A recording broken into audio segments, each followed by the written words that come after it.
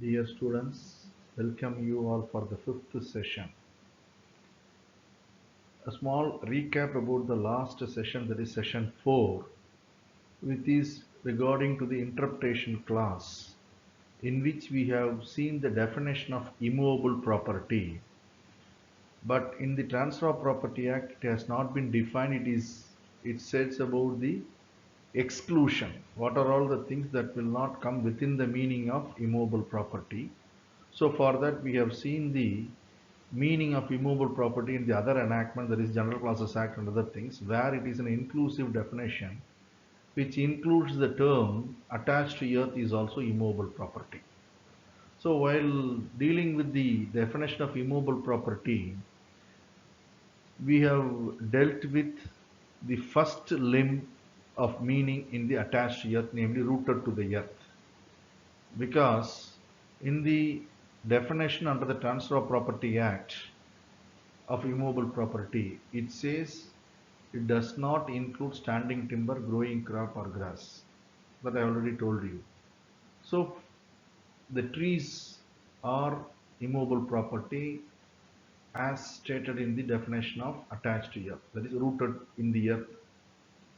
So to distinguish between the standing timber and the trees, we have seen the test and other things, case laws, etc., all those things.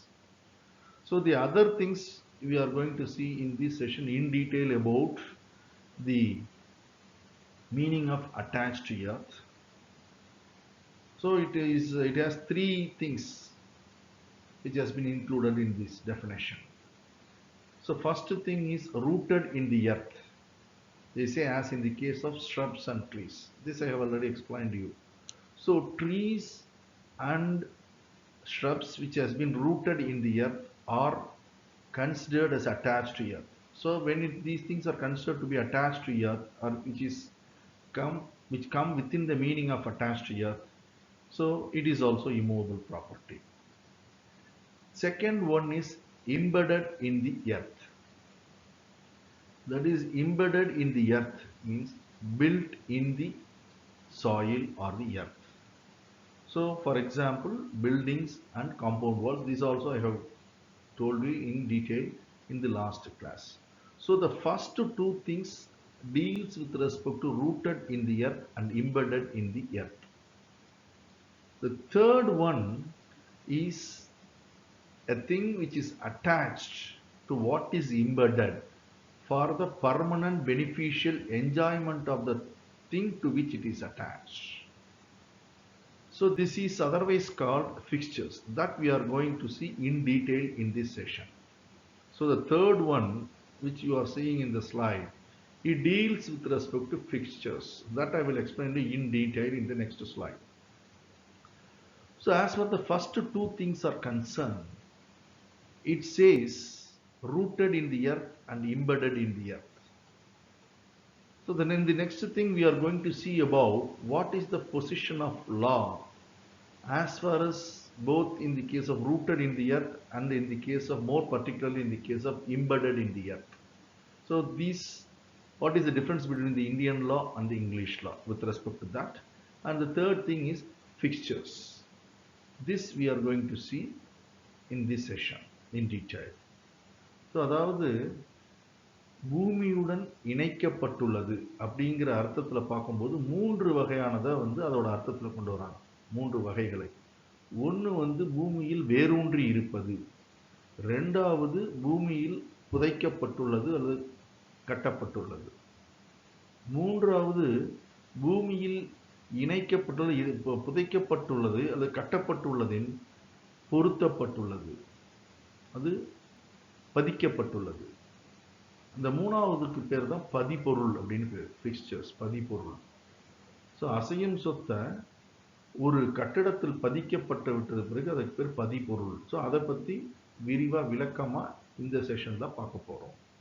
So முதல் ரெண்டு வேரூன்றி இருப்பதற்கும் இம்பெடட் on the earth, இது ரெண்டுத்திற்கும் குறிப்பாக பூமியில் கட்டப்பட்டுள்ளதற்கு ஆங்கில சட்டத்தில் என்ன இருக்குது, நம்மளுடைய இந்திய சட்டத்தில் என்ன சொல்லப்பட்டிருக்கு, இதுக்குள்ள இரண்டு வேறுபாடுகள் என்ன, அது சம்பந்தப்பட்ட வழக்குகள் என்னென்ன இருக்குது, இதைகளை இப்போ நம்ம இந்த இதில் டீட்டெயில்டாக பார்க்க போகிறோம் இந்த கிளாஸில்.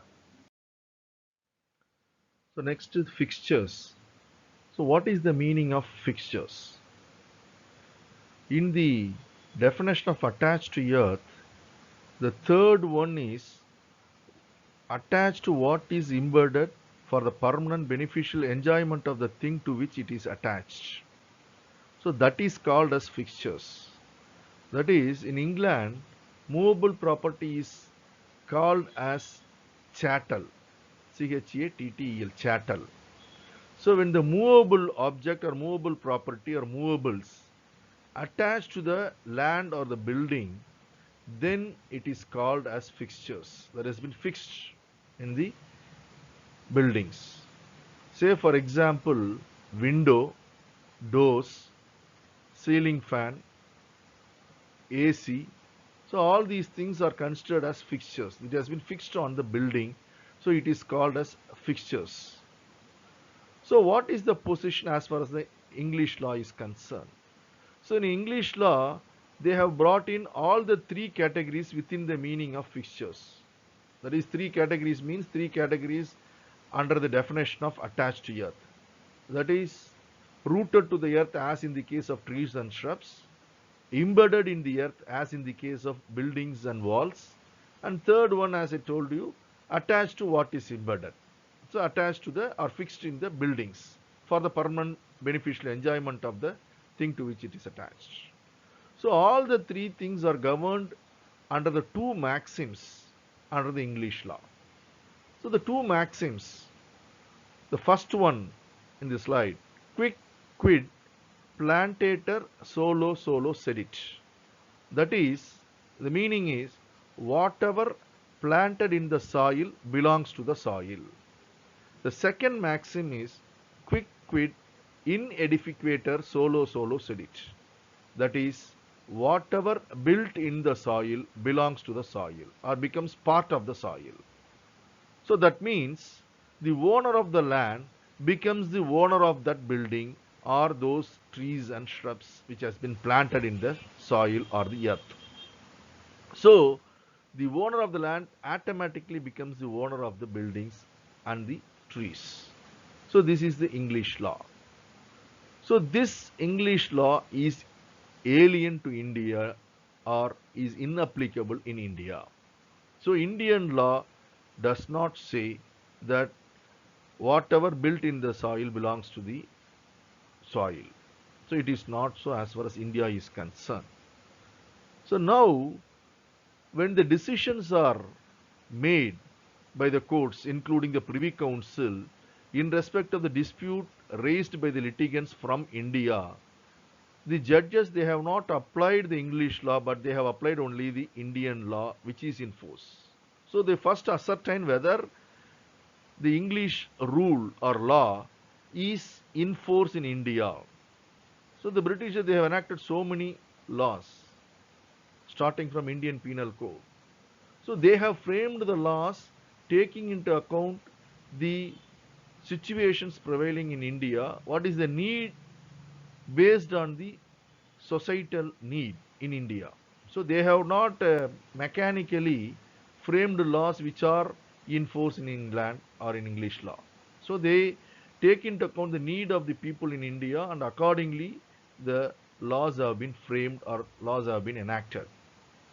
So as far as this Transfer of Property Act is concerned, more particularly with respect to the fixtures is concerned, even though in English law the two maxims govern about these fixtures, as far as India it is not so. So this has been affirmed and reaffirmed by the various decisions. So we are going to see only two decisions. One is the decision rendered by the Privy Council. The other one is by our Supreme Court. The first case law is Thakur Paramanik Chandar versus Ramdo. This is the first case which has been decided by the Privy Council. So the facts of this case is this. A Hindu widow has transferred a property, an alienee from a Hindu widow. Alienee means the person to whom the rights over a property has been transferred. He is called as an alienee, who have got the right over the property. So an alienee from the widow, he has put up a building or a superstructure in that land. So what has happened after the death of that widow? The reversionary interest holder. The reversionary interest holder means the person who got back the right from the limited interest holder or a life estate holder. That is, prior to 1956 Hindu Succession Act, the women, or more particularly the widow, has no absolute right over the property. So on the death of the husband, the wife, that is the widow, is having only a life interest. They can only enjoy the property. So, so after the lifetimes, only during the lifetime, the widow can enjoy the property. Thereafter, it goes to the heirs of her husband. So it revert backs. That is, heirs of the husband means the brother of the husband. So it reverts back. That is called as reversionary interest. It reverts back to the other legal heir. So prior to 1956, this case has happened prior to this Hindu Succession Act, which has come into force in 1956. So accordingly, the person on the death of the Hindu widow, the property has gone back to the reversionary interest holder.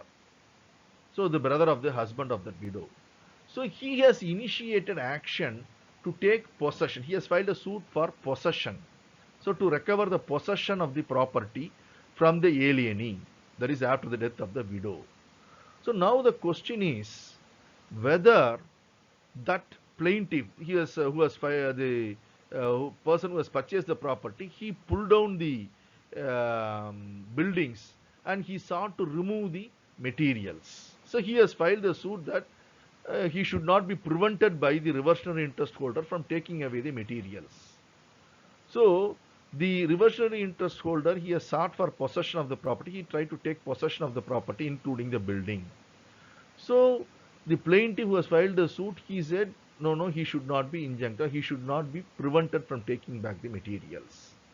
So now this case went to the courts. It went up to Privy Council.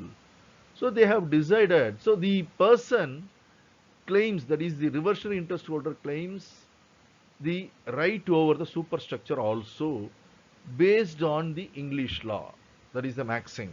So whatever built in the soil belongs to the soil. So as according to that maxim, I became the owner of the superstructure also. I have already become or succeeded to the land. So whatever constructed or built in that land belongs to me. I have also become, or I have also inherited that also. I became the owner of that property also. So I am entitled to, he has to vacate. He cannot take away the materials.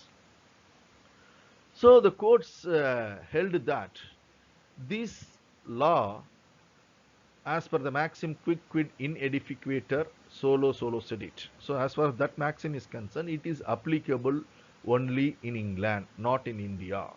So you cannot claim any remedy based on that maxim which is not in force in India or which is not applicable in India. So the Privy Council held that no, no, that alienee from the Hindu widow is entitled to take the materials which has been pulled down from the building. So he has been permitted to take that. So the Privy Council affirmed that as far as India is concerned, so whatever built in the soil cannot belong to the owner of the land. He cannot succeed or he cannot become the owner automatically. It is not applicable as far as India is concerned. So as far as the India is concerned, the fixtures are governed by the two things, the test that we are going to see later on. So this is the first case law in which it was held by the Privy Council. English law is not applicable as far as India. Nobody can claim ownership over the superstructure which was not constructed by him but by somebody else. So merely because he is the owner of the land, he cannot claim title or ownership over the superstructure also. So this view of the Privy Council has been reaffirmed in another decision by the Supreme Court of India. That case law is Narayan Das versus Jatindranath.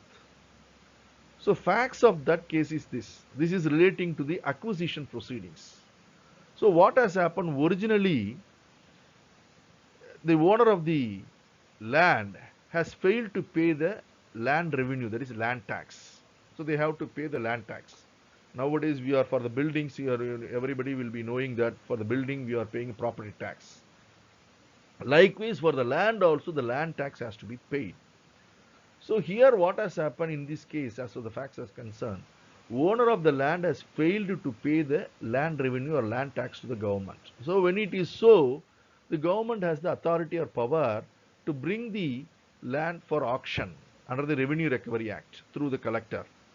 Collector through the Tahsildar, he can bring the property for auction sale, and it can be sold, and the sale proceeds will be appropriated or adjusted towards the due to the government, and the balance, if any, will be handed over to the owner of the land.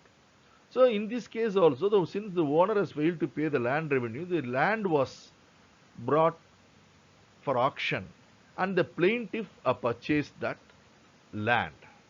So in that land there is a superstructure also. So what was sold in the revenue auction sale is only the land and not the building.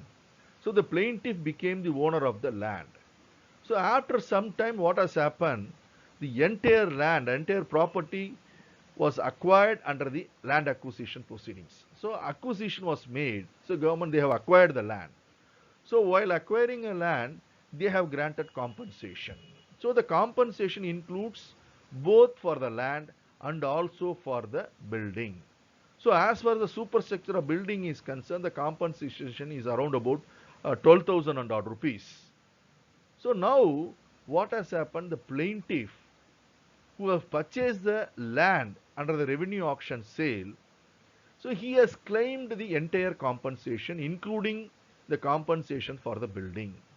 So the original owner died, and the legal representatives or legal heirs of that original owner are the defendants in that suit, in which the plaintiff who purchased the land has claimed the entire compensation, saying that the compensation fixed for the building should not be handed over or dispersed to the defendants, who are the legal heirs of the original owner. So how he has made such a claim? So the plaintiff has made such a claim based on the thing that, as per the maxim, quick quid inedificator solo solo sedit, whatever built in the soil belongs to the soil. So the superstructure is constructed in the land in which he has the right, or he has become the owner of the land. So whatever constructed on that land, automatically it comes to, or it becomes a part of that land. So as the owner of the land, I also become the owner of the superstructure also. So I am entitled for the entire compensation. So the Supreme Court held that, reiterating the law laid down by the Privy Council in Thakur Paramanik Chandra case that was applied, and they said the English law cannot be, or English rule cannot be applied as far as India is concerned, when in India there is no such law in force. So as far as India is concerned, nobody cannot claim automatically the ownership over the superstructure or the trees which has been planted or constructed by somebody else and not by the owner of the land. So that was reaffirmed in this Narayan Das vs. Jatindranath case, and it has been held that the defendants are entitled for the compensation of the superstructure. So that was the decision by the Supreme Court. So அதாவது fixtures, அதாவது பதிப்பொருள் அப்படின்னா என்ன அப்படின்னு பார்த்தீங்கன்னா, இங்கிலாந்துல வந்து அசையும் சொத்துக்கு பேர் சேட்டல் அப்படின்னு சொல்லுவாங்க. CHATTEL சேட்டல், பதிப்பொருள். சாரி, என்னது, அசையும் சொத்து. இந்த அசையும் சொத்து கட்டடத்தில் பொருத்தப்படுகின்ற பொழுது, பதிக்கப்படுகின்ற பொழுது அது பதிபொருள் அப்படிங்கிறது. அது பதிபொருள் அப்படின்னா என்ன அப்படின்னா, நம்ம பூமியுடன் இணைக்கப்பட்டுள்ளது அப்படிங்கிற வரையறை பொருள் பார்த்தோம் இல்லையா, டெஃபினேஷன். ஸோ அதில் மூணாவதாக சொல்லப்பட்டிருக்கிறது. மூணாவதாக என்ன சொல்லப்பட்டிருக்குது? கட்டிடங்கள் பூமியில் இணைக்கப்பட்டுள்ள இல்லை பதிக்கப்பட்டுள்ள இதில் பொருத்தப்படுகின்ற பொருட்கள் எதில் பதிக்கப்பட்டிருக்கிறதோ, கட்டிடத்தில் பதிக்கப்பட்டிருக்கிறதோ அதனுடைய நிரந்தரமான அனுகூலமான பயன்பாட்டிற்காக இருந்தால் அது பதிபொருள் அப்படின்னு சொல்லப்பட்டிருக்கிறது. ஸோ அதுதான் வந்து பதிபொருள். ஸோ ஆங்கில சட்டத்தை பொறுத்த வரைக்கும் பார்த்தீங்கன்னா இந்த முதல்ல 2 சொல்லப்பட்டிருக்கிறது, மூன்றாவது சொல்றது எல்லாமே வந்து 2 இந்த மேக்சிம்ல அடக்கிடுறாங்க. அதாவது குவிக் குவிட் பிளான்டேட்டர் சோலோ சோலோ செடிட் அப்படிங்கிற முதல் இது ஸ்லைடில் பார்த்தீங்கன்னா தெரியும். ரெண்டாவது குவிக் குவிட் இன்எடிஃபிகுவேட்டர் சோலோ சோலோ செடிட் 2 இருக்கு. ஸோ இது 2 என்ன அர்த்தம்? இது 2க்கும் நான் முதல்ல இதுக்கு என்ன அர்த்தம் அப்படின்னா, எது எது பூமியில் வேரூன்றி இருக்கிறதோ இல்லை பயிர் செய்யப்பட்டிருக்கிறதோ அது பூமியை சேர்ந்ததாக கருதப்படும். அதே மாதிரி எவை எவை பூமியில் கட்டப்பட்டிருக்கிறதோ, கட்டிடங்கள் கட்டப்பட்டிருக்கிறதோ அது பூமியினுடைய பகுதியாக கருதப்படும். ஸோ அப்போ பூமியினுடைய பகுதியாக கருதப்பட்டால் பூமியினுடைய அல்லது நிலத்தினுடைய உரிமையாளர் அந்த கட்டிடத்திற்கும் உரிமையாளராக ஆகிவிடுகிறார். அதே மாதிரி நிலத்தின் உரிமையாளர் அந்த மரங்களுக்கும் உரிமையாளராக ஆகிவிடுகிறார். அந்த மரங்களோ அல்ல கட்டிடங்களோ வேறு ஒரு தரப்பினரால், நிலத்தின் உரிமையாளர் அல்லாத வேறு ஒரு நபரினால் கட்டப்பட்டாலோ அல்லது பயிரிடப்பட்டாலோ இருந்தாலும் அது அந்த நிலத்தின் உரிமையாளரையே சேர்ந்து விடுகிறது என்பதுதான் ஆங்கில சட்டம், ஆங்கிலத்தில் வகுக்கப்பட்ட விதி. இப்ப இந்த ஆங்கிலத்தில் வகுக்கப்பட்ட விதி இந்தியாவுக்கு பொருந்துமா அப்படின்னா, இந்திய சட்டத்தில் பொருந்துமானா பொருந்தாது. அதுதான் முக்கியமானது. ஸோ ஆங்கிலேயர் காலத்தில் வந்து வேறு சட்டங்கள்லாம் இயற்றினாலும் நம்ம இந்தியாவுக்கு பொருந்துமா பொருந்தாதா என்றதை கருத்தில் கொண்டு தான் அந்த சட்டத்தை வந்து அமல்படுத்தினாங்க, சட்டத்தை ஏற்படுத்தினாங்க. ஸோ இங்கிலாந்தில் ஒரு சட்டம் இருக்குன்னா அந்த சட்டத்தை அப்படியே நேரடியாக இந்தியாவில் அமல்படுத்தவில்லை. ஸோ இந்திய சூழ்நிலையில் அந்த மக்களுக்கு தேவையானதா, அதற்கு உகந்ததானதாகதா என்பதை கண்டுபிடித்து அதற்கு தகுந்தாற்போல் தான் சட்டங்களை இயற்றினார்கள், அந்த சட்டங்களை அமல்படுத்தினார்கள். இப்போ நீதிமன்றங்களும் பார்த்தீங்கன்னா ஆங்கிலேயர் காலத்தில் தான் நிறுவப்பட்ட நீதிமன்றங்கள். அங்கெல்லாமும் நீதிமன்றங்கள்லாம் கூட சட்டத்தை எதை அமல்படுத்தினாங்க அப்படின்னா, இந்தியாவில் எந்த சட்டம் பொருந்தப்பட்டிருக்கிறதோ பொருந்தி இருக்கிறதோ அந்த சட்டத்தை தான் அமல்படுத்தி அதன் வழியாக தீர்ப்புகளை வழங்கினார்கள். ஸோ ஆங்கில சட்டத்தை அமல்படுத்தி எந்த தீர்ப்பும் வழங்கப்படவில்லை. ஸோ அப்போ இந்த வந்து ஆங்கிலேயர்ல வந்து பூமியில் எது கட்டப்பட்டிருக்கிறோ அது பயிரிடப்பட்டிருக்கோ அது வந்து பூமியையே சாரும், அதனால பூமியின் உரிமையாளர் அதற்கும் உரிமையாளர் ஆகிவிடுகிறார்கள் அப்படின்னு இருக்கிற அந்த இது இங்கே இந்தியாவில் பொருந்துமா அப்படின்னு பார்த்தீங்கன்னா, இந்தியாவில் சில வழக்குகளில் அது பொருந்தும்னு சொல்லி வழக்கு ஆடுகின்ற பொழுது தீர்ப்புகள் எவ்வாறு வந்தன? ஸோ பிரிவி கவுன்சிலில் ஒரு கேஸில் தீர்ப்பு வழங்கப்படுகிறது. அதுலேயும் என்ன சொல்கிறாங்க அப்படின்னா, அந்த ஆங்கிலேய சட்டம் இந்தியாவுக்கு பொருந்தாதுன்னு சொல்கிறாங்க. அதையே தான் தீர்ப்பு மீண்டும் சுதந்திரத்துக்கு அப்புறம் நம்ம உச்சநீதிமன்றம் வந்தது பிறகு அந்த ஒரு வழக்கில் உச்சநீதிமன்றம் அதையே மீண்டும் உறுதி செய்கிறது. ஸோ அப்போ அது 2 வழக்கு பற்றிய வழக்கு சம்மந்தப்பட்ட ஃபேக்ட்ஸ் எல்லாத்தையும் இப்போ பார்ப்போம் ஒவ்வொரு வழக்காக. ஸோ முதல் வழக்கு பார்த்தீங்கன்னா தாக்கூர் பரமானிக் சந்தர் எதிர் ராம்டூம் அப்படிங்கிற வழக்கு. ஸோ இந்த வழக்கின் தன்மை என்ன அப்படின்னு பார்த்தீங்கன்னா, ஒரு விதவை, இந்து விதவை என்ன பண்ணுறாங்கன்னா, அவருடைய ஒரு சொத்தை வந்து அந்த அம்மா என்ன பண்ணுறாங்கன்னா ஒருத்தருக்கு விற்கிறாங்க. அந்த ஏலியனினா யாருக்கு உரிமை மாற்றாக்கம் பெறுபவர். ஸோ இந்த அம்மா அந்த சொத்தோட உரிமையை ஒருவருக்கு உரிமை மாற்றாக்கம் செய்து விடுகிறது. அந்த நபர் என்ன பண்ணுறாருன்னா அந்த நிலத்தை வாங்கி அதில் ஒரு கட்டடத்தை கட்டிடுறாரு.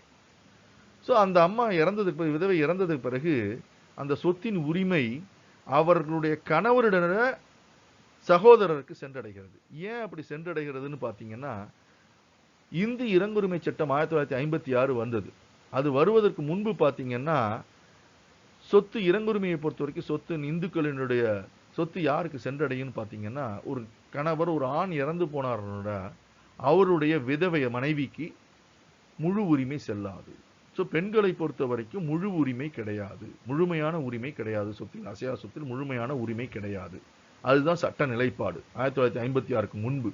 1956க்கு பிறகு வந்து முழுமையான உரிமை இருக்கிறது. ஸோ 1956க்கு பிறகு ஒரு இந்து ஆண் இறந்தார் அப்படின்னா அவருடைய சொத்து திருமணமானவராக இருந்தால் அவருடைய மனைவி மற்றும் மக்கள் அவங்க குழந்தைகளுக்கு சென்றடையும். அதற்கு முன்பு அப்படி கிடையாது. அதற்கு முன்பு என்ன ஆகும் அப்படின்னா, அந்த இந்து ஆண் இறந்து போனார்னா அந்த அவருடைய மனைவி, விதவை மனைவிக்கு என்ன ஆகும்னா அந்த மனைவியுடைய வாழ்வு காலம் வரை அந்த சொத்தை அனுபவிக்கலாம். அனுபவிக்கின்ற உரிமை, வாழ்வுரிமைன்னு சொல்லுவோம், லைஃப் எஸ்டேட், வாழ்வுரிமை, வாழுகின்ற காலம் வரை அனுபவிப்பதற்கான உரிமை அவருக்கு அந்த பெண்மணிக்கு இருக்கிறது. ஸோ அந்த பெண்மணி இறந்ததுக்கு பிறகு என்ன ஆகும்னா அந்த சொத்தின் உரிமையானது மீண்டும் அந்த கணவருடைய வாரிசாக கருதப்படுகிற சகோதரர்களுக்கு சென்றடையும். அதுதான் ரிவர்ஷனரி, மீண்டும் சென்றடையும் உரிமைன்னு சொல்லுவாங்க தமிழ்ல. ரிவர்ஷனரி இன்ட்ரெஸ்ட். பின்னாடி வந்து நம்ம சட்டப்பிரிவு 18, 19ல விரிவா நம்ம அதை பத்தி பார்க்க போவோம். ஸோ அது மீண்டும் சென்றடைகின்ற அந்த உரிமை வந்து இந்த வழக்கில் என்ன ஆகுதுன்னா, அந்த பெண்மணி இறந்ததுக்கு பிறகு அந்த உரிமை அவருடைய கணவருடைய சகோதரருக்கு சென்றடைகிறது ரிவர்ஷன். அவர் என்ன பண்றாருன்னா, அந்த சொத்தை சுவாதீனம் எடுப்பதற்கு நிலைப்படுகிறார், முற்படுகிறார். ஸோ அப்ப என்ன ஆகும் அப்படின்னா, என்ன ஆகுது அப்படின்னா அந்த கேஸ்ல பாத்தீங்கன்னா, அப்படி போகும் பொழுது அந்த விதவையிடமிருந்து அந்த சொத்தை வாங்கியவர் என்ன பண்றாருன்னா, அந்த கட்டடத்தை இடித்து அதில் இருக்கிற மெட்டீரியல்ஸ், அது கதவு, ஜன்னல் இதெல்லாம் எல்லாத்தையும் எடுத்துட்டு போறதுக்கு முயற்சி செய்கிறார். ஸோ அப்ப என்ன பண்றாங்க அப்படின்னா, அது மாதிரி எடுத்துட்டு கன்ஸ்ட்ரக்ட் பண்ண மெட்டீரியல்லாம் எடுத்துட்டு போக அலோவ் பண்ணலாமா கூடாதா அப்படின்னா, தடுக்கக்கூடாதுன்னு அவர் கேட்கும் பொழுது, இந்த இறந்தவருடைய கணவரினுடைய சகோதரர் அந்த சுவாதீனத்தை கேட்கிறார் இல்லையா, எடுக்கிறதுக்கு முயற்சி பண்றாரு இல்லையா, அவர் என்ன சொல்றாருன்னா, ஆங்கில சட்டத்தின்படி, விதிகளின்படி நிலத்தில் கட்டப்படுகின்றது நிலத்தின் பகுதியாக மாறிவிடுவதனால் நான் நிலத்தின் உரிமையாளர் என்ற அடிப்படையில் அந்த கட்டிடத்தினுக்கும் உரிமையாளராக ஆகிவிடுகிறேன். ஸோ அதனால அதை இடித்து அதில் உள்ள பொருட்களை அதை விதவையிடமிருந்து உரிமை மாற்றாக்கம் பெற்றவர் எடுத்துச் செல்ல அருகதை அற்றவர் என்று கோரிக்கை வைக்கிறார். ஸோ நீதிமன்றம் என்ன சொல்லுதுன்னா, கிடையாது. ஸோ இது கூறப்படுகின்ற இந்த விதி, ஆங்கில விதி வந்து இந்தியாவை பொறுத்த மட்டில் பொருந்தாது. ஸோ அதனால இதை பொறுத்த வரைக்கும் அந்த கட்டடத்தை கட்டியவர், அந்த கட்டடத்துக்கு சொந்தக்காரராக அவர் அதை இடித்து அதில் இருக்கின்ற மெட்டீரியல்ஸ், கதவு மற்றவர்களை எடுத்து செல்வதற்கு உரிமை இருக்கிறது, அதை இவர் தடுக்க முடியாது என்று தீர்ப்பு வழங்கப்படுகிறது. இது வந்து பிரிவி கவுன்சில்ல தீர்ப்பு வழங்கப்படுகிறது. ஸோ அப்புறம் என்ன ஆகுதுன்னா, அதற்கு பிறகு கொஞ்ச நாள் பிறகு சுப்ரீம் கோர்ட்ல இன்னொரு வழக்கு வருது. அதுல அந்த உச்சநீதிமன்றம் என்ன சொல்லுதுன்னா, பிரிவி கவுன்சில்ல சொன்ன தீர்ப்பை வழிமொழிந்து அதை உறுதிப்படுத்துகிறது. ஸோ இந்தியாவை பொறுத்த என்ன உறுதிப்படுத்துகிறது அப்படின்னு பார்த்தீங்கன்னா, இந்தியாவை பொறுத்த மட்டிலும் ஆங்கில விதியான பூமியில் பயிரிடப்படுகின்ற அல்லது வேரூன்றி இருக்கின்ற மரங்களோ அல்லது பூமியில் கட்டப்படுகின்ற கட்டடங்களோ பூமியை சேர்ந்ததாக கருத முடியாது, பூமியின் பகுதியாக கருதப்பட முடியாது. அதன் தொடர்ச்சியாக பூமியின் அல்லது நிலத்தின் உரிமையாளர் அந்த கட்டிடத்திற்கோ அல்லது மரத்திற்கோ உரிமையாளராக தன்னிச்சையாக உடனடியாக மாறிவிட முடியாது என்பதை நிலைநிறுத்தியது. ஸோ அந்த இன்னொரு வழக்கு நாராயணதாஸ் ஜத்தீந்திரநாத்ங்கிற வழக்கினுடைய தீர்ப்பு வழங்கப்பட்டதோட வழக்கின் தன்மை என்ன அப்படின்னு பார்த்தீங்கன்னா, அந்த வழக்கில் ஒரு உரிமையாளர், ஒரு நிலத்தின் உரிமையாளர் இருக்காரு, அதில் கட்டடம் கட்டியிருக்காரு. அந்த நிலத்திற்கான நிலவரி செலுத்த வேண்டும். எப்படி நம்ம சொத்து வரி, கட்டிடத்துக்கு சொத்து வரி செலுத்துறோமோ அது மாதிரி நிலத்திற்கான நிலவரி செலுத்த வேண்டும். அந்த உரிமையாளர் நிலவரியை செலுத்தாதனால் என்ன பண்றாங்கன்னா, ஆட்சியாளர் மூலியமாக, தாசில்தார் மூலியமா என்ன பண்ணுவாங்கன்னா, அந்த நிலத்தை ஏலத்திற்கு கொண்டு வந்து ரெவென்யூ ரெக்கவரி சட்டம் இருக்கு, ஆக்ட், அதன் மூலியமாக அந்த நிலத்தை ஏல விற்பனைக்கு கொண்டு வந்து விற்பனை செய்து அதிலிருந்து வர தொகையை அரசுக்கு சேர வேண்டிய வரிகளை வசூல் எடுத்துக்கொண்டு மீதம் இருந்தால் அதை உரிமையாளருக்கு கொடுத்து விடுவார்கள். அவ்வாறாக இந்த வழக்கில் இந்த நிலவரி செலுத்த வேண்டிய பாக்கிக்காக நிலத்தை ஏலத்திற்கு கொண்டு வந்து விற்பனை செய்யப்படுகிறது. அதில் இந்த வழக்கை தாக்கல் செய்த வாதி, பிளைன்டிஃப்னு சொல்லுவோம், அவர் வந்து அந்த நிலத்தை வாங்குகிறார். நிலத்தை மட்டும்தான் வாங்குகிறார். நல்லா கவனிச்சுக்கிங்க, நிலத்தை மட்டும்தான் வாங்குகிறார். ஸோ அந்த கட்டடத்தை வாங்கவில்லை, ஏல விற்பனை செய்யப்பட்டது நிலம் மட்டும்தான்.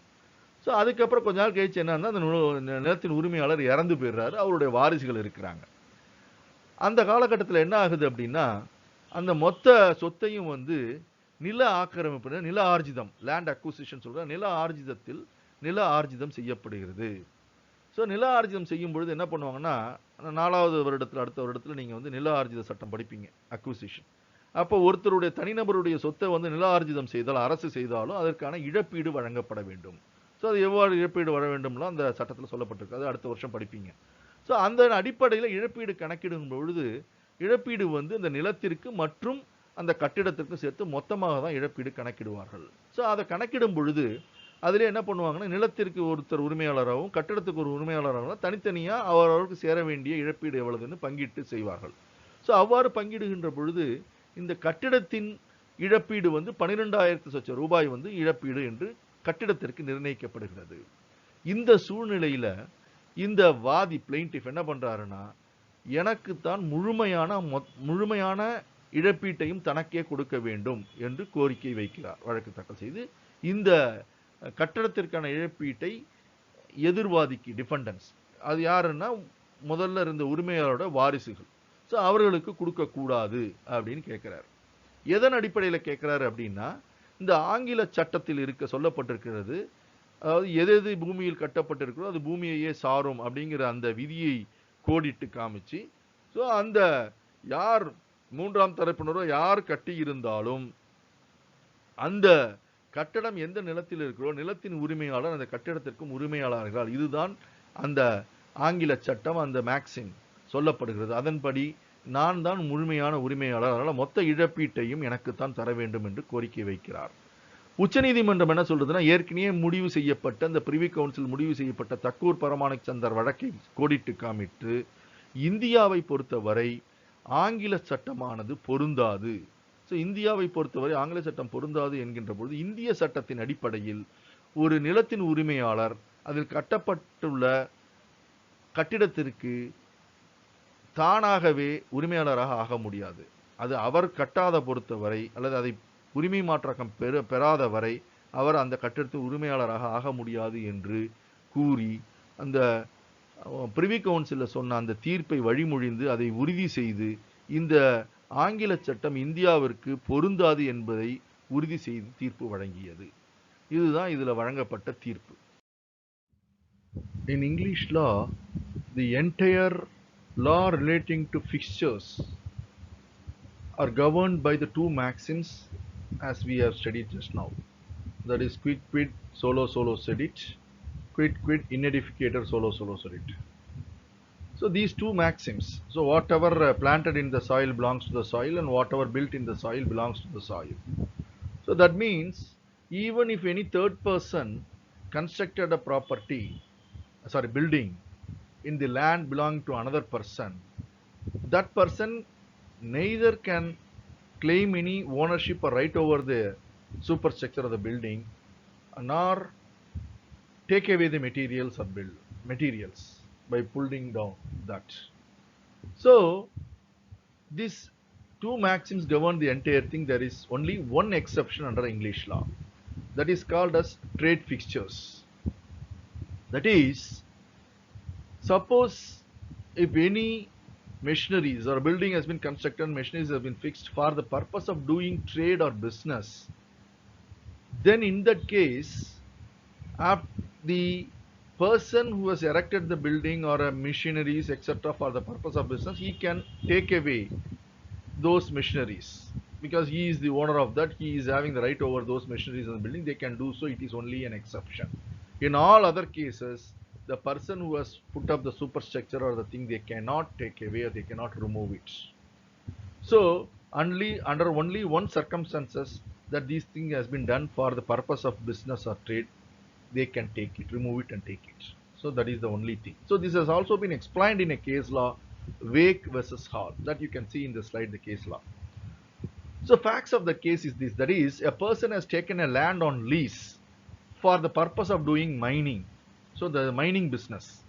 So for doing the mining business, he has put up a superstructure, a building, temporary superstructure, and in it he has erected machineries, various machineries for doing this mining operations.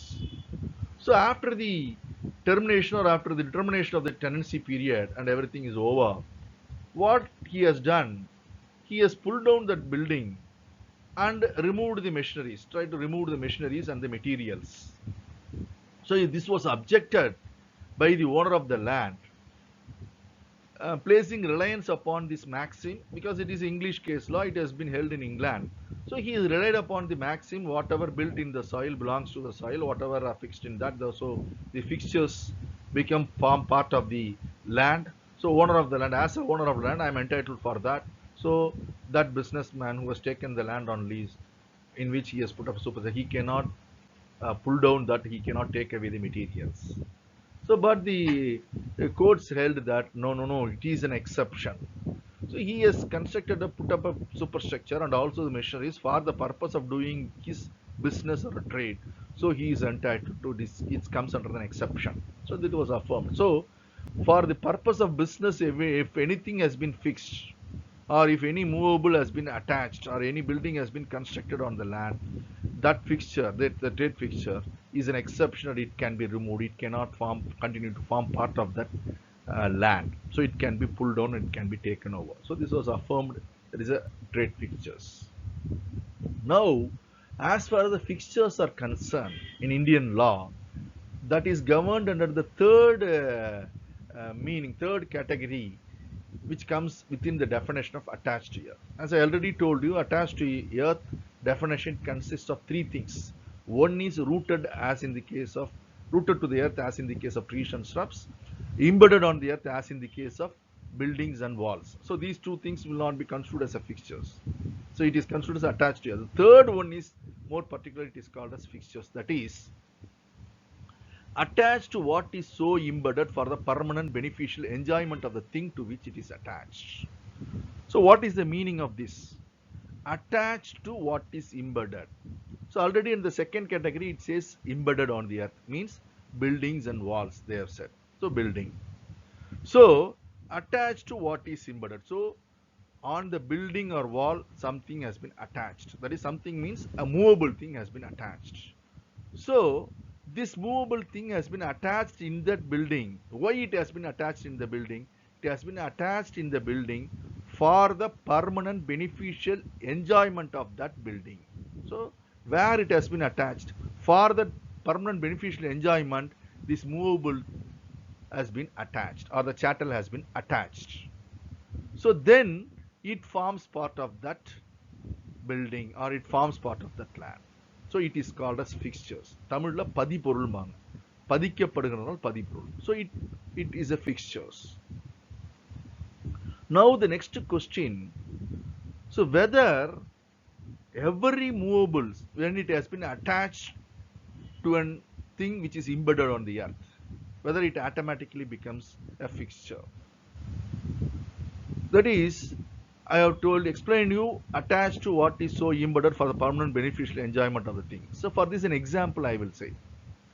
So they says it has been attached on a building or wall. Embedded on the earth means wall or building. So visualize the position. So you are having, in our college you are having a classrooms. So if on all four sides have been wall has been constructed, is it have any use? It cannot have any use at all. There should be a door to have an ingress and egress, to come inside the room and to go outside the room. There must be a doorway. So that door is a movable that has been fixed on the building. So now coming to that third category definition, what is said? Attached to what is so embedded. So attached, what is so this door, தமிழ்ல வந்து நிலக்கால்னு சொல்லுவோம். That a door has been movable, that has been fixed on the building. So attached to what is so embedded. So it has been attached. For what it has been attached? For the permanent beneficial enjoyment. So it should be for the permanent beneficial enjoyment. Why this door has been fixed? To have an ingress and egress. So this has been to ingress and egress of what? For that building. So for the permanent beneficial enjoyment of the thing to which it is attached. Where it has been attached, it should be for the beneficial enjoyment of the thing in which it is attached. So it is attached in the building. So for the beneficial enjoyment, that should be a permanent beneficial enjoyment of that building where this door has been attached or fixed. So then it is a fixture. Another example we can say, that is window. In those classrooms we are having windows. Why it has been? It is for the purpose of having light, air, etc. So it is for the permanent beneficial enjoyment of the thing to which it is attached. So unless otherwise, it is for the permanent beneficial enjoyment of the thing to which is attached, it cannot be a fixture. That is the definition they have said. So now to ascertain a particular thing when it has been attached, whether it is for the permanent beneficial enjoyment or not, how it has to be tested or ascertained. So under Indian law they have framed two tests to determine whether a movable which has been attached to the building or anything is a movable, continue to be a movable, or it is a fixture. The two tests are, now I have told you in the slide, you can see mode of annexation and purpose of annexation. Mode of annexation means the mode, the way by which it has been annexed. The next one is the purpose of annexation, why it has been annexed. So that comes under the definition, that is for the permanent beneficial enjoyment of the thing to which is annexed. So purpose, why it has been fixed, that has to be ascertained. So first let us see the mode of annexation. There is a presumption or a rule that has been formulated as far as the mode of annexation. They say two things. One, suppose if the machineries stand on its own weight, heavy machinery, they stand on its own weight without any bolts and nuts, etc. It stands on its own weight. It is considered to be a movable unless a contrary intention is shown. The contrary intention means if the intention of the parties who has placed that machinery or anything which stands on its own weight, unless otherwise they express that yes, it should be a fixture, till such time the presumption is it is a movable. Likewise, on the contrary, even though the machineries or equipments are light and it has been fixed by bolts and nuts on a cement platform or a pillars or anything, the presumption is it is a fixture unless a contrary intention is shown. So this is about the mode of annexation. Say for example, mode of annexation. That is a fan, ceiling fan fixed on the building. How it has been fixed is very light. So it has been fixed on the ceiling by way of bolts and nuts. Now, whether it is a fixture or a movable. So according to the presumption of mode of annexation, it has been fixed by bolts and nuts. So even though it is a light equipment, it is fixed by bolts and nuts. The presumption is it is a fixture unless a contrary intention is shown. What is a contrary intention? So contrary to the fact that it is not a fixture, it is only continues to be a movable. How it can be expressed? I will tell you an example. So that's why they say classified into two things. One is landlord fixture, tenant fixtures and so on. Suppose if this ceiling fan has been fixed by the landlord, he has fixed it. So his intention is that ceiling fan should be part of that building to have an enjoyment of air. So his intention is it should form part of the building. So in that sense, in that category, presumption continues and it is a fixture. So contrary intention, suppose the ceiling fan has been fixed by the tenant. So he has put it, his intention is not for the permanent enjoyment of the building, but for his enjoyment to have the air or a breeze. So here his intention is it should not form part. So he is giving a contrary intention.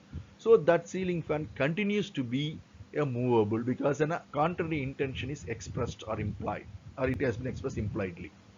So this is mode of annexation, presumptions. The next thing is a purpose of annexation. Why it has been annexed? If the intention of the parties is to have a permanent beneficial enjoyment of the thing to which it is attached, even if a tenant has fixed a fan or a AC, so he can have an enjoyment as long as he is living in that premises. So it is not a permanent, it may be a permanent beneficial enjoyment of him, not of the building in which these instruments or equipments has been attached or fixed. So the purpose of annexation means the purpose, it should be for the permanent beneficial enjoyment of the thing to which it is attached. So as I told you in the earlier example, either the window or a doorway, it is not for the enjoyment of the persons alone. It is for the permanent beneficial enjoyment of the building. Unless the door or windows are there, that building cannot be enjoyed. So it can be fully enjoyed unless otherwise there is a window and a doors, both light, air and also ingress and egress. So the purpose is only for the enjoyment of the building in which this door and windows have been fixed or attached. So this is the purpose of annexation. By putting into two tests, mode of annexation and purpose of annexation, a person can ascertain whether the movable continues to be a movable or it becomes a fixture. So this has also been explained in the case law, Muhammad Ibrahim versus Northern Scissors Fiber Trading Company, Kokanada. So in this case, they have explained this position where they have applied both the mode of annexation and purpose of annexation. What is the facts of this case? A person is a owner of a mill. He has executed an unregistered document by which he has created a charge over the assets of his mill in favor of the plaintiff, who is the manager of the mill, who is working as a manager in that mill, who is going to invest money for the running of the mill. So for the running of the mill, the owner of the mill requires certain fund, financial need. So that has been invested by this plaintiff who is working as a manager in that mill. So in reciprocation, or in order to safeguard the recovery of that money which has been lent or that has been invested in the mill, this owner of the mill has executed an unregistered document by which he has created a charge over the assets. Now subsequently the machineries and everything is there in that mill. Now the question is, he somehow or other, after some time there is a dispute and he wants to, this plaintiff want to enforce the charge over the assets. That is enforcing the charge and recovering the money he has invested. So when that has been sought to be done, the question arose whether the charge created by unregistered document can be enforced on all the machineries also. Now the question is, charge in respect of the movable property can be by of unregistered document. Suppose if it is a charge over a immovable property, it should be by way of a registered document. It should be in writing and it requires registration. Section 100 deals with respect to the charges. So now the question is whether the charge can be invoked or enforced on the machineries. Means, suppose if the machineries continues to be a movable, the charge can be enforced because it is an unregistered document. The charge has been effected by or created by a unregistered document. If the machineries are movable, it can be enforced. If the machineries are immovable, it cannot be by virtue of this unregistered document. Now, what has to be decided in this case is whether the machineries are continues to be a movable or a fixture.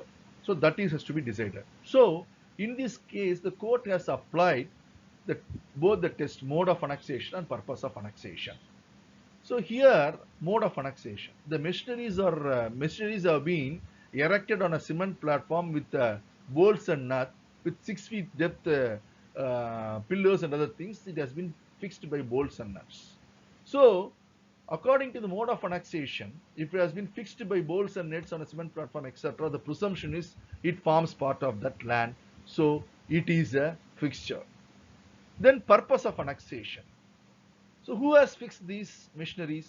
Owner of the mill. So he has fixed these machineries for the permanent beneficial enjoyment of that mill. So the purpose is for the permanent beneficial enjoyment of the mill. For that he has erected these machineries. So both from the evidence, both on the mode of annexation and purpose of annexation, court has come to a conclusion that this machineries are fixtures. So the charge cannot be effected on these machineries because it is not a movable, it is only a fixture. So the court decided that and said to ascertain a particular movable, whether it continues to be movable or not, has been ascertained by applying these two tests, mode of annexation and purpose of annexation. Then coming to thing, Tamil மீடியத்துக்கு பார்த்தீங்கன்னா பதிப்பொருள் சொல்றாங்க. ஏற்கனவே ஆங்கில சட்டத்தில் வந்து ரெண்டுமே வந்து அந்த சட்ட விதிகள் ரெண்டு மேக்ஸிம் பார்த்தோம். எதெல்லாம் பூமியில் வேறென்று இருக்குதோ, எதெல்லாம் பூமியில் கட்டப்பட்டிருக்கிறதோ அது பூமியை சாரும் அப்படின்னா பூமியின் உரிமையாளர் அதற்கும் உரிமையாளராக ஆகிவிடுகிறார்கள் அப்படிங்கிறத பார்த்தோம். அப்படி பார்க்கும் பொழுது இதுல வந்து ஒரே ஒரு விதிவிலக்கு இருக்கு. அதுதான் ட்ரேட் ஃபிக்சர்னா வணிக பதிப்பொருள்னு சொல்றாங்க. ட்ரேட் ஃபிக்சர்ஸ்னா வணிக பதிப்பொருள்னா வணிகம், வியாபாரம் அல்லது வணிகம் செய்வதற்காக பதிக்கப்படுகின்ற பொருட்கள் எல்லாம் அதை வந்து அசையும் சொத்தாகவோ அல்லது எதில் பொருத்தப்பட்டிருக்கிறதோ எதில் பதிக்கப்பட்டிருக்கோ அதோடைய சார்ந்து விடாது, அதை உரிமையாளரிடமே சென்றடைந்து விடாது அப்படின்னு சொல்லி ஒரு விதிவிலக்கு சொல்றாங்க ஆங்கில சட்டத்தில். ஸோ அதுதான் வந்து வேக் வர்சஸ் ஹாலுங்கிற வழக்கில் சொல்றாங்க. அந்த வழக்கில் என்ன பண்றாங்கன்னா, சுரங்க வணிகம் செய்வதற்காக ஒரு நிலத்தை வந்து குத்தகைக்கு எடுத்து அதில் வந்து கட்டடம், தற்காலிக கட்டடம் கட்டி அதில் வந்து மெஷினரிஸ், எந்திரங்கள் எல்லாம் பொருத்தி அந்த சுரங்க வியாபாரம் வந்து ஆப்ரேஷன்ஸ் செய்கிறார். அவர் செய்து இருக்கும்போது அந்த குத்தகை முடிவுக்கு வந்த பிறகு என்ன பண்றாருன்னா, அந்த கட்டடத்தை இடிச்சு அதோட பொருட்கள் எல்லாம் எடுத்துட்டு மிஷினரிஸ், எந்திரங்கள் எல்லாம் எடுக்கிறதுக்கு முயற்சி செய்யும் பொழுது அதை எதிர்க்கிறார் அந்த நிலத்தின் உரிமையாளர். ஏன் அப்படின்னா, ஆங்கில சட்டத்தின்படி, அந்த விதியின்படி நிலத்தின் உரிமையாளர் அதில் கட்டப்பட்டிருக்கின்ற கட்டிடங்கள், எந்திரங்கள் எல்லாம் இதில் பதிக்கப்பட்டிருக்கிற எல்லாத்துக்குமே உரிமையாளர் ஆகிவிடுகிறார்கள், அதனால் எடுத்து போகக்கூடாது அப்படிங்கிறார். ஸோ நீதிமன்றம் என்ன சொல்லுது அப்படின்னா, இது வந்து பொது விதி, அதுல விதிவிலக்கு வியாபாரத்திற்காக பதிக்கப்படுகின்றதற்கு பொறுத்த வரைக்கும் விதிவிலக்கு கொடுக்கப்பட்டிருக்கிறது. வியாபாரத்திற்காக பதிக்கப்பட்டிருப்பதை அந்த வியாபாரம் செய்வர் யார் அதை பதித்தாரோ பதிக்கப்பட்டாரோ அவர் வந்து எடுத்து செல்வதற்கு உரிமை இருக்கிறது, அருகதை உடையவர், அவர் எடுத்து செல்லலாம் என்று அனுமதி வழங்கப்பட்டு வழக்கு முடித்து வைக்கப்படுகிறது. இதுதான் அதுல ஒரு விதிவிலக்கு. இப்ப இந்திய சட்டத்தை பொறுத்த வரைக்கும் பார்த்தோம் அப்படின்னா, இந்திய சட்டத்தை பொறுத்த வரைக்கும் இந்த பதிபொருள்ங்கிறது இந்த பூமியில் இணைக்கப்பட்டுள்ளது, பொருத்தப்பட்டுள்ளதுன்னு பார்க்குறோம் இல்லையா, அந்த 3 விதங்கள். ஒன்று வந்து பூமியில் வேரூன்றி இருப்பதுன்னு பார்த்தோம், சரி, அது மரம் புதர்னு பார்த்தோம். அடுத்தது பூமியில் கட்டப்பட்டுள்ளது அப்படிங்கிறதுக்கு கட்டடங்கள், சுற்றுச்சுவர்கள்னு பார்த்தோம். இது ரெண்டும் வந்து முதல் ரெண்டுத்துல வந்துடுது.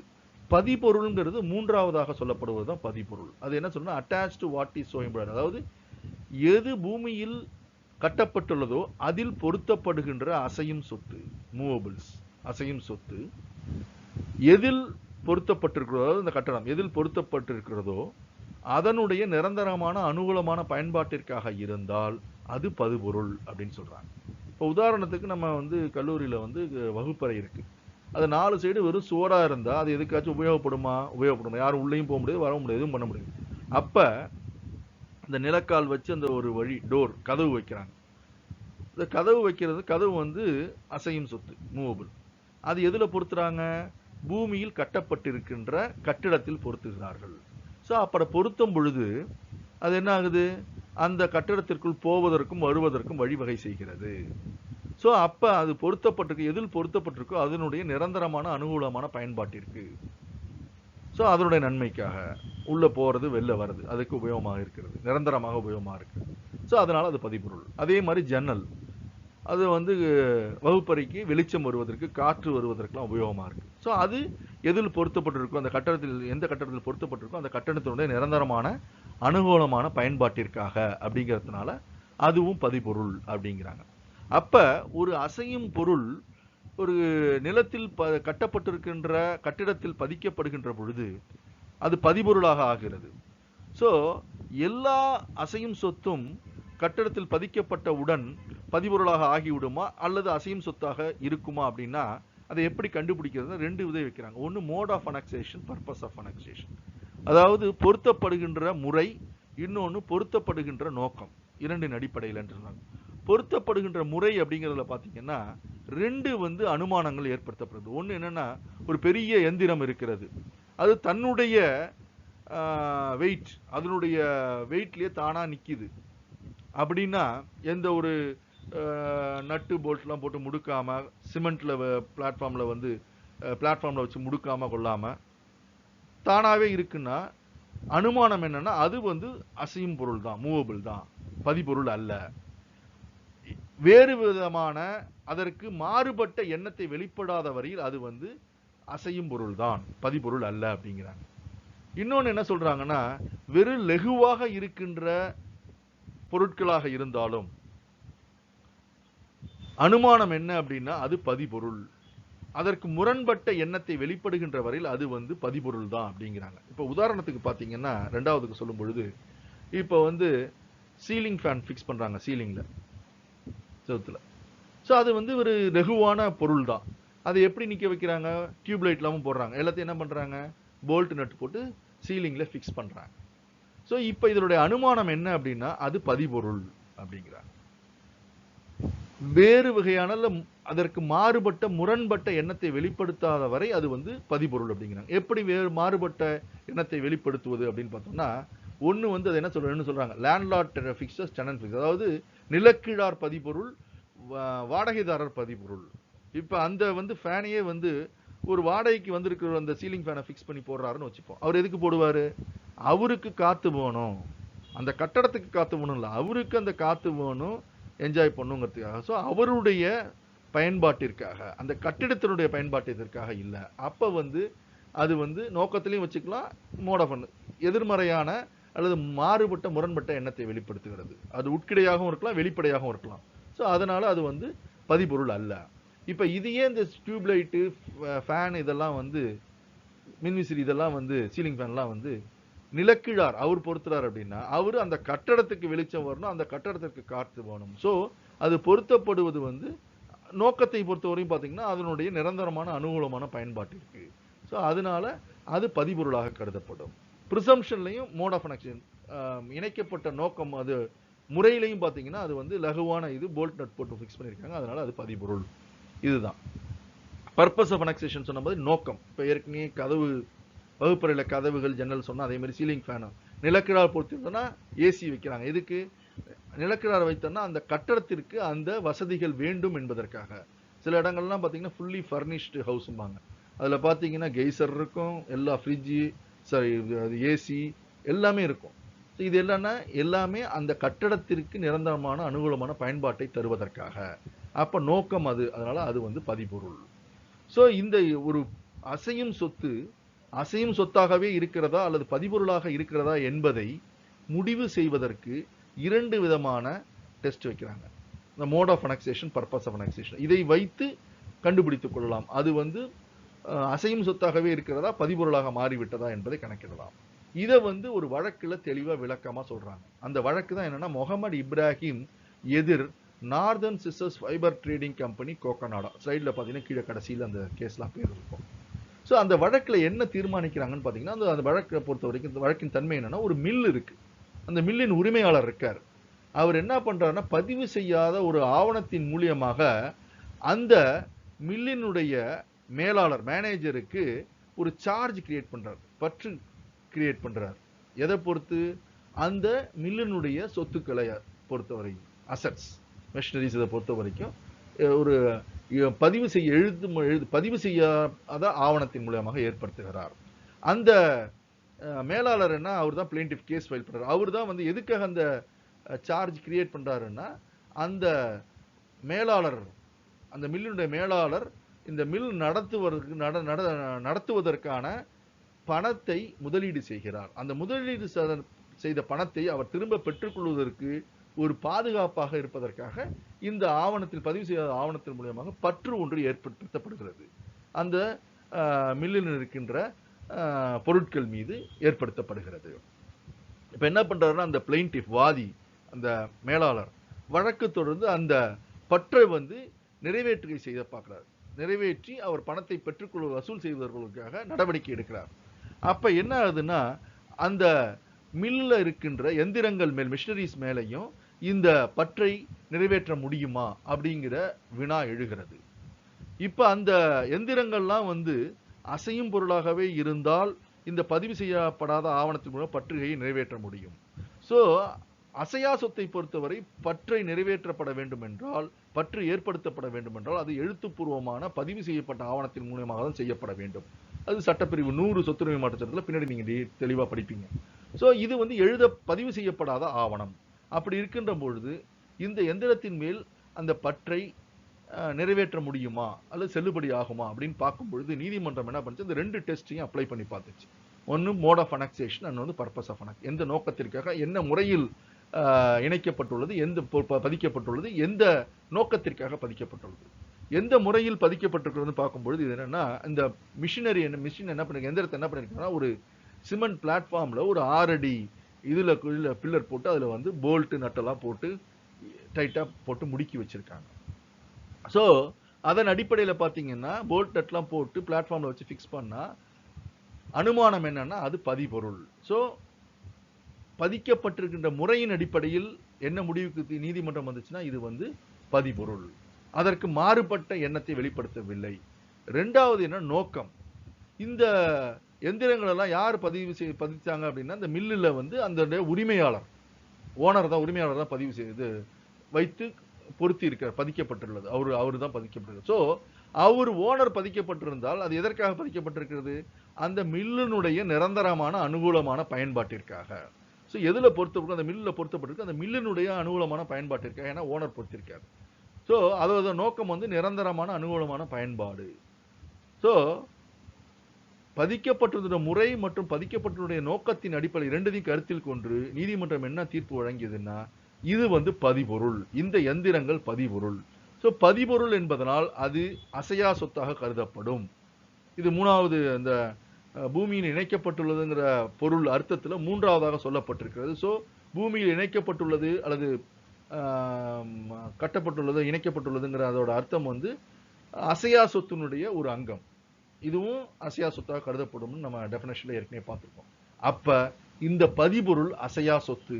ஸோ அசையா சொத்து என்பதனால் இந்த பற்றை இந்த எந்திரங்கள் மேல் நிறைவேற்ற முடியாது, பற்றுகை செய்ய முடியாது என்று தீர்ப்பு வழங்கப்பட்டது. ஸோ இதுதான் வந்து பதிபொருள்களை பற்றி. ஸோ அட்டாச் எர்த், பூமியில் இணைக்கப்பட்டுள்ளது அப்படிங்கிறதுக்கான பொருள், 3 பொருள்கள் இருக்கிறது. பூமியில் வேரூன்றி இருப்பது, பூமியுடன் கட்டப்பட்டுள்ளது, எதில் கட்டப்பட்டுள்ளதோ அதில் பொருத்தப்பட்டுள்ளது, அதுவும் பொருத்தப்பட்டுள்ளதனோட நிரந்தரமான அனுகூல பயன்பாட்டிற்காக.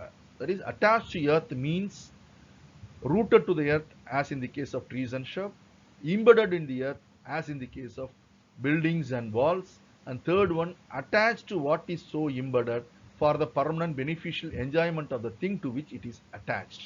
So this is the meaning about attached earth. Thank you all.